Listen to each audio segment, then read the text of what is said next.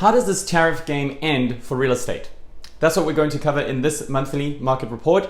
This is for you if you are a real estate agent, a financial advisor, or an attorney interested in market data to help you advise a client, or perhaps you are that potential buyer or seller looking for some direction. I'm Paulo Rodriguez. I've been a mortgage professional since 2005, and here is the market data that you need to make an informed buying or selling decision or help your client do the same. Tariffs have been all the talk of late, and there is no way I could do a market report this month without talking about tariffs. But when a topic is so politically charged, it's critical that I deliver the facts to you in a politically neutral stance. I don't know what your political affiliation is, and as far as I'm concerned, it's irrelevant, because my task with these monthly reports is to give realtors cold, hard facts to combat what headlines do to distort our clients' perception. And that's what I intend to do here today. So with that said, let's begin.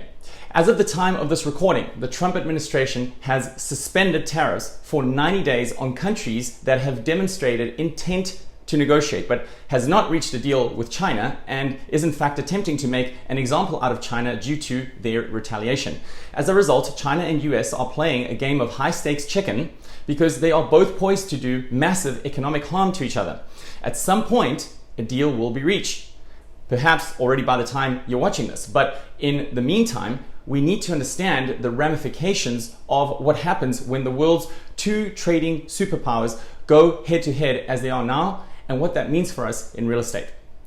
Trade wars can contribute to a recession by increasing the costs for businesses, which often get passed on to consumers, reducing spending power. Higher prices can lead to lower demand, which in turn affects company profits and can result in layoffs.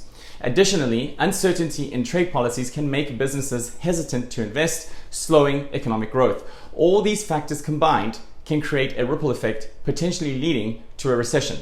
Let's have a look at this quote from the chief economist at Moody's.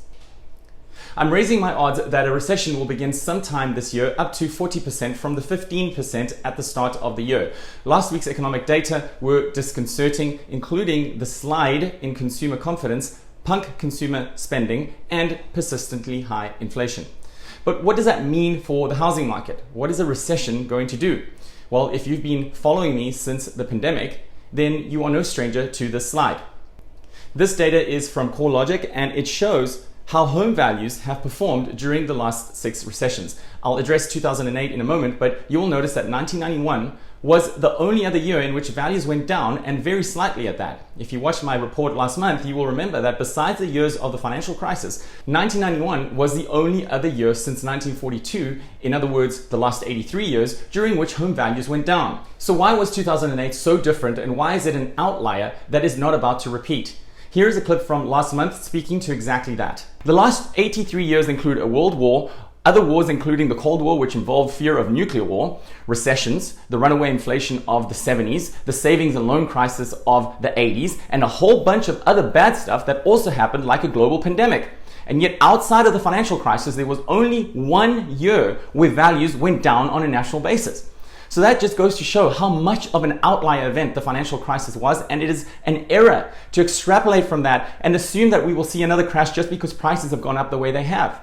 The financial crisis was a mortgage industry-induced recession in which the mortgage credit markets lost their way due to the insatiable appetite of mortgage-backed securities buyers, which led to pitiful underwriting standards for buyers that couldn't afford to pay back the loans that were given to them, as well as excessive accessibility of financing to builders that oversupplied the market.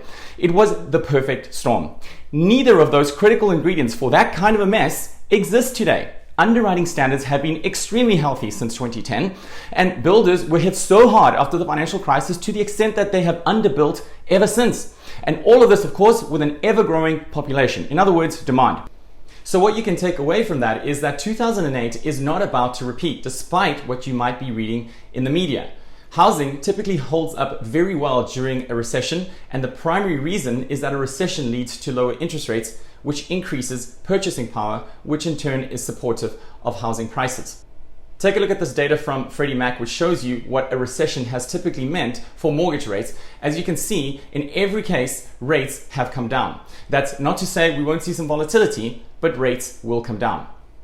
Now, please don't misunderstand me. A recession for many families is not a good thing. And I certainly don't hope for a recession, if we're not already in one, that is.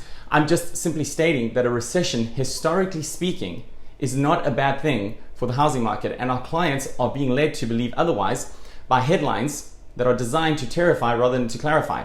I just laid out for you the economic facts that clearly support the housing market will be just fine in a recession. But take a look at these irresponsible headlines distorting reality for our clients. Wells Fargo warns worrying housing market indicator is at level not seen since the Great Recession. Recession will destroy homeowners. America's new home inventory reaches highest level since 2008. Another Great Depression could hit the US, economist warns. Housing market would collapse. US housing market looks a lot like the 2008 bubble. This is nothing short of irresponsible journalism and clearly depicts the conflict of interest between the media's eyeball-grabbing commercial interests and their readers' well-being, in other words, us. To put it a different way, if a doctor or a lawyer got something this wrong in their respective fields, they would be sued for malpractice. Almost 40% of homes in this country are owned free and clear. Another 28% are equity rich, meaning they have over 50% equity. And that's a great thing. A tremendous number of people have a mortgage rate below 6%. They're either in the 5s, the 4s, the 3s, some even in the 2s. So when we start to look at it, you'd have to make a case for this implosion in the housing market, which is completely unjustifiable. Here's a quote from the Urban Institute that speaks to that. A lot of people have this idea that home prices fall during recessionary periods. There's really not much of a connection between home prices and recessions other than, of course, the great financial crisis. There is much more that I could go on about, but in the interest of keeping this brief, I'll just invite you to call me on my cell and speak more on the matter if you wish. The bottom line is that the financial markets are just looking for a better level of certainty or even predictability. Right now, they are spooked, but that will pass. And I know that to be the case because the US and China cannot play this game forever. Someone is going to blink. And when that happens, the markets will be able to get some clarity and stabilize. We've already seen how on the 9th of April, the S&P 500 rallied approximately 10% on that day just because of a simple rumor about the suspension of tariffs for 90 days. But it was just a rumor. And as soon as that came to light, the S&P reversed all its gains. Nevertheless, for the stock market to rally 10% in a day, it takes a lot. And that just goes to show how much capital is on the sidelines and is anxiously waiting for clarity in order to re-enter the market. As soon as we can wrap up these trade wars, our economy will start roaring again. Everyone just needs to keep calm because this too shall pass. That's a wrap for the May market report. I appreciate you listening in. Forward, subscribe, share. I'll be back next month. But before you go, if you're looking to purchase or refinance, or know someone that is, and would like a no-cost consultation with me personally, feel free to reach out and I'd be happy to analyze if your debt is structured in the most optimal way or if there's room for improvement. Thanks for watching. Bye for now.